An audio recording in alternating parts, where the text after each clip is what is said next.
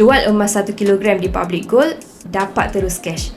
Baru-baru ni, ada sahabat dealer saya berjaya bantu penyimpan emasnya menjual 1 kilogram emas di Public Gold. Menariknya, duit jualan tersebut terus dimasukkan ke dalam akaun bank dalam masa kurang 24 jam sahaja.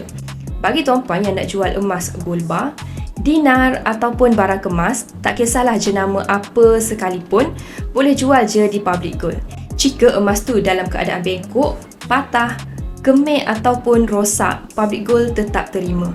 Public Gold jamin beli balik emas tuan-puan tu dengan harga yang tinggi. Untuk pengetahuan tuan-puan, nak cari cawangan Public Gold ni sangat-sangat mudah.